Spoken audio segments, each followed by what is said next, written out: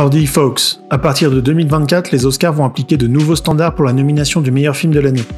Afin de refléter la race majoritaire aux États-Unis, les Oscars vont maintenant uniquement sélectionner des films dont l'acteur principal, ou les importants personnages secondaires, sont des hommes blancs cisgenres.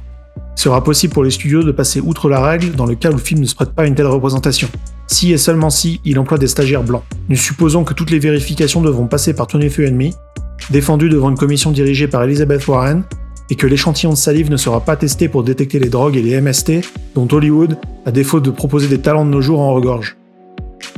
Quoi, ça vous choque ? Une race est privilégiée plutôt qu'une autre ? C'est pourtant ce que les Oscars ont décidé. Bon, avec des minorités, et pas avec des hommes blancs bien entendu. Mais avouez que lorsque j'ai présenté la situation donnant des avantages aux hommes blancs, ça vous choque plus que si je défends des minorités. Alors pourquoi ? Aujourd'hui, on va parler de discrimination positive, de signaux de vertu et de racisme.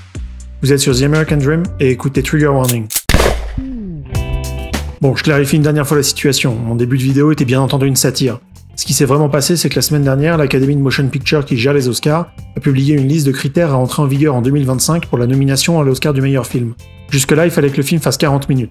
Mais bientôt vont rentrer en vigueur de nouveaux critères qui visent à favoriser la représentation de groupes minoritaires dans les films mais également dans les équipes de production. Voici une liste des groupes minoritaires selon eux. Les femmes, pourtant 51% de la population. Les groupes ethniques sous-représentés comme les Noirs, les Hispaniques, les Asiatiques, qui sont quand même 36% de la population américaine. Les LGBTQ+, bien entendu. D'ailleurs, les Oscars sont pas à la page puisqu'on dit LGBTQIA+, maintenant, mais bon, qui compte maintenant. Et enfin, pour finir, les handicapés. Ok, donc ce que les Oscars nous disent, c'est qu'à partir de 2025, donc pour les films sortis en 2024, il faut soit que l'acteur principal ou d'autres personnages importants fassent partie de ces groupes minoritaires, soit que 30% du staff fasse partie d'un de ces groupes, ou bien que l'histoire du film soit centrée sur un de ces groupes minoritaires. Ça veut dire que si t'es blanc cisgenre, il va falloir prouver que t'es gay, sinon tu perds ton job. Mais bon, ça devrait pas poser trop de problèmes à Hollywood de toute façon. Je vais pas trop rentrer dans le détail, il y a une histoire de plusieurs critères à valider, de choix parmi une liste. J'ai laissé un lien en description si vous voulez vous casser la tête. Voilà donc pour les Oscars, qui cherchent à valoriser les minorités. Tout ça est parti comme souvent de la poubelle d'internet, j'ai nommé Twitter. L'année dernière, le hashtag OscarsSoWhite était trending parce que 84% de ses membres sont blancs et 68% sont des hommes. En fait, ça fait depuis 2015 que le hashtag ressort à chaque cérémonie. Et pourtant, on peut pas reprocher à l'Academy de Motion Picture de pas être woke. En 2019, Kevin Hart devait présenter les Oscars, mais il a été viré après qu'Internet soit allé regarder ses tweets datant d'entre 2009 et 2011. Quoi, vous êtes curieux ? Vous voulez que je vous montre les tweets ? Allez, likez la vidéo pendant que je cherche tout ça.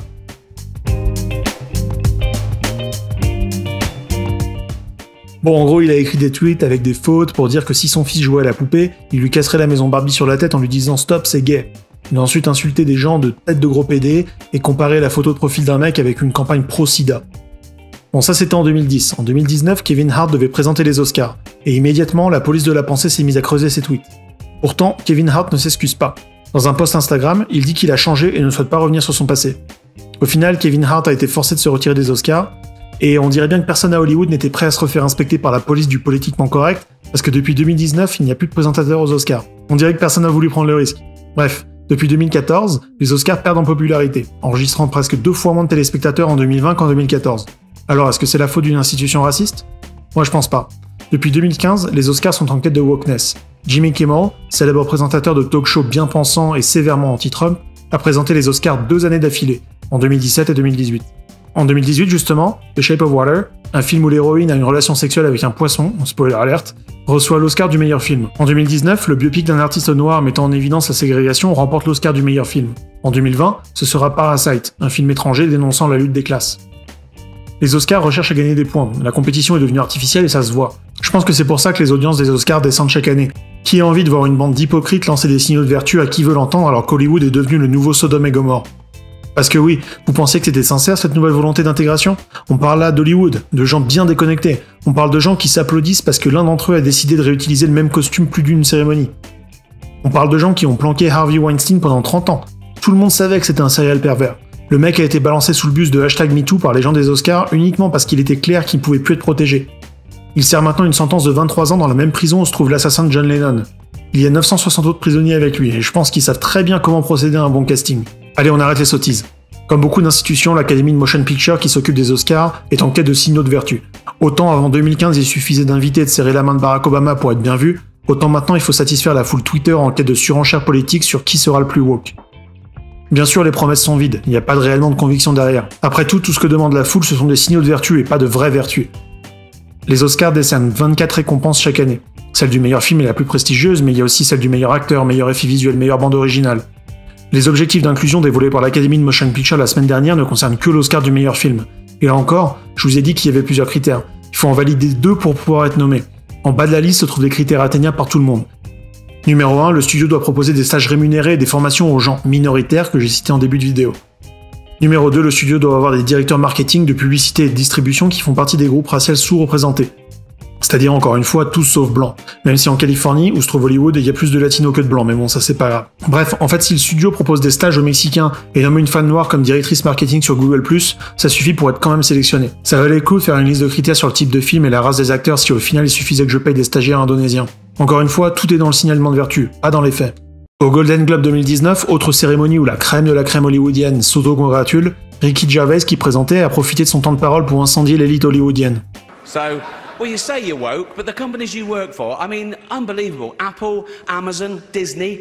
If ISIS started a streaming service, you'd call your agent, wouldn't you? So, if you do win an award tonight, don't use it as a platform to make a political speech, right? You're in no position to lecture the public about anything. You know nothing about the real world. Most of you spent less time in school than Greta Thunberg. So, if you win, right, come up, accept your little award, thank your agent and your God, and... Bon, il faut dire que le bonhomme est britannique, donc virtuellement immunisé des dérives d'Hollywood. En bon européen, il a également un train de retard sur la wokeness américaine.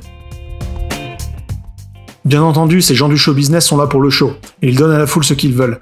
Ce qu'ils n'ont pas vu en revanche, c'est que la foule est minoritaire, que la majorité silencieuse voit au travers l'hypocrisie. Voilà pourquoi l'audience des Oscars et même les médias engagés comme CNN descend. Personne n'a envie de recevoir une leçon de milliardaires adeptes de tous les vices. S'il y a du racisme à Hollywood, il est entretenu par la classe en place qui clame maintenant son innocence et sa bienveillance. Oui, les Oscars sont racistes, mais pas parce qu'ils sélectionnent pas assez de films avec des gens de couleur. Non, les Oscars sont racistes parce qu'ils mettent en place des critères de race avant de nommer un film aux Oscars. Fâchez-vous comme vous voulez, je m'en fous. La place des gens dans la société doivent être dictés par leurs compétences et leurs mérites, pas par leur couleur de peau ou leur orientation sexuelle. C'est quand même très ironique ces gens antiracistes qui mettent en place des systèmes de discrimination. Et là, c'est une bonne intro pour le prochain sujet. Pourquoi est-ce que la discrimination positive reste de la discrimination? Et pourquoi la justice sociale n'a rien de juste? Alors inscrivez-vous pour pas rater la suite. Vous êtes sur The American Dream, God bless America.